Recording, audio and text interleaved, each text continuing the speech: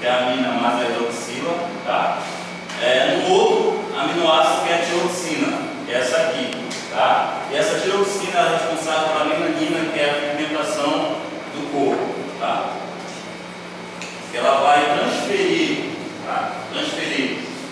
Um oxigênio para o anel aromático, né? Que vai mudar só aqui no final, vai transferir o oxigênio para o anel aromático, juntamente, posteriormente, mais um hidrogênio positivo, transformando nesse novo amino aqui.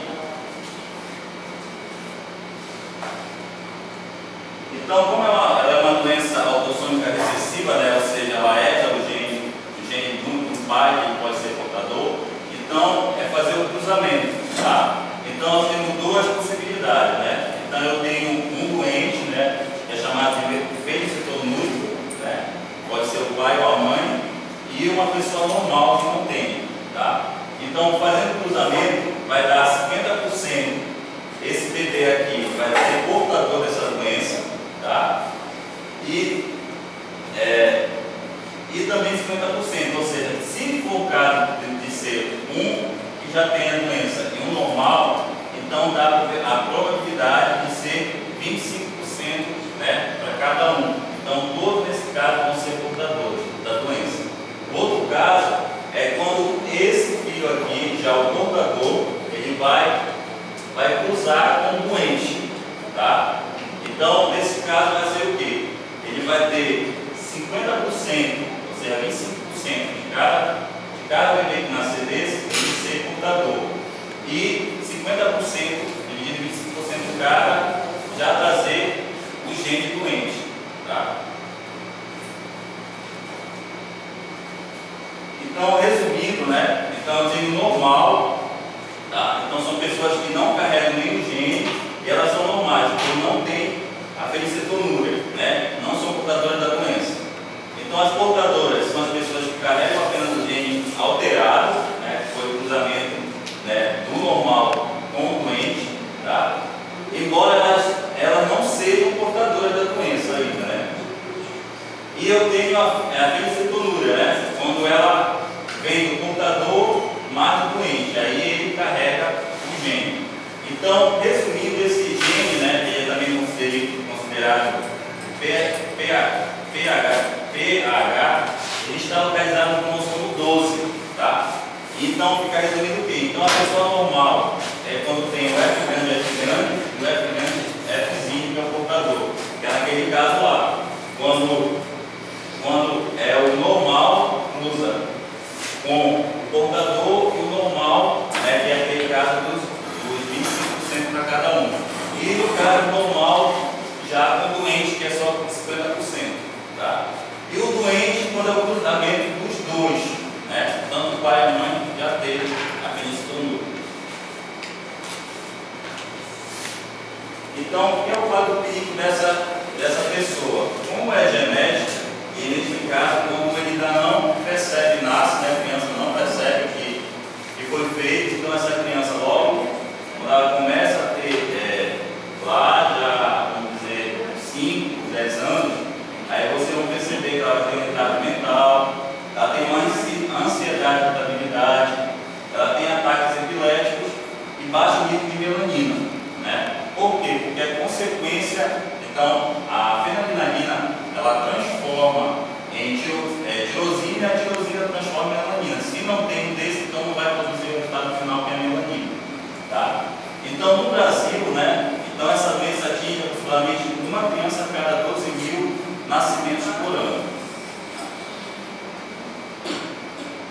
Então, como é o diagnóstico dela? Então, o diagnóstico dela é através da triagem neonatal, que é o teste do pezinho. Então, desde os 90, né, é obrigatório, por lei, fazer o teste para poder detectar essa doença, tá? Então, tem esse dado aqui, que aqui no Brasil, né, a fase 1 é como, desde 2001, programação de triagem neonatal, e identifica, nesse caso, a felicitonuria e o dá para ver aqui, hipertireoidismo congênito, né? Então, essa fase aqui, em quase todos os estados, ele faz isso aqui. Então, é a fase 1, ou seja, quase todos os estados ele faz esse teste. Aí, a fase 2 já tem mais outra doença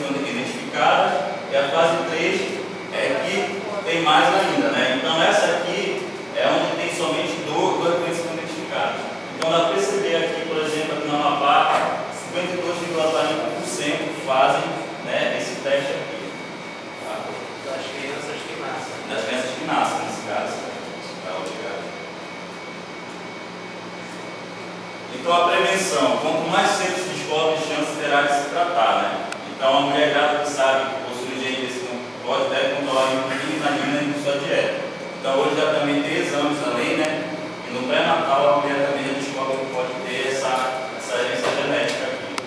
E o tratamento deve se fazer uma dieta rígida, tirando, por exemplo, da alimentação dessa grávida, carnes vermelhas, ovos, peixes, queijo e leite.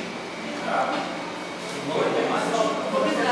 Não, o essencial é comer frutas e verduras nesse período, né? Que tem pouco proteínas que contém, tem que ser essa enzima, né? Se a gente vai comer. Então, a tirosinase ela está ligada a essa outra doença, por quê? Porque ela é uma consequência, né?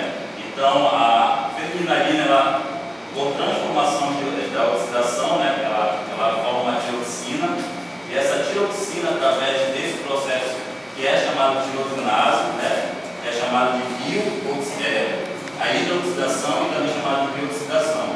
É a transformação já no fenol, que vai aparecer aqui. E aí vai transformar a melanina. Isso acontece entre, né, os queracinócitos e os melanócitos, tá? Essa parte aqui da epiderme, tá? Que é a transformação e a pigmentação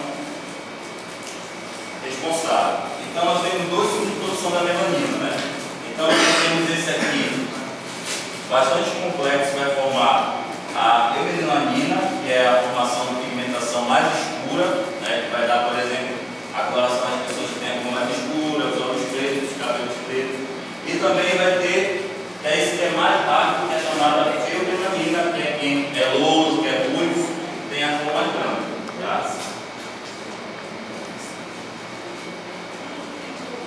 Então a tirosinase, né, que é responsável pela melanina, distribui por todo o corpo essa coloração. Então a proteção do cabelo, né, da pele, da íris dos olhos. Quando o corpo é incapaz de produzir essa substância, ou distribuí-la por todo o corpo, né, toda a soma do corpo, ocorre a chamada hipopigmentação, conhecida como albino, né? Albinismo albino. Então, cada outro cruzamento que naquela eles falam anterior, né? O gene normal, mas o gene albino que vai ser o azinho e o dominante que vai ser o laranja. Aí vai ter essas probabilidades aqui. Então, todos os indivíduos que padecem de albinismo têm esse caminho, ele tem esse metabolismo interrompido, né? Porque não tem a melanina. Então, a transformação não ocorre e os indivíduos ficarão sem pigmentação. Tá?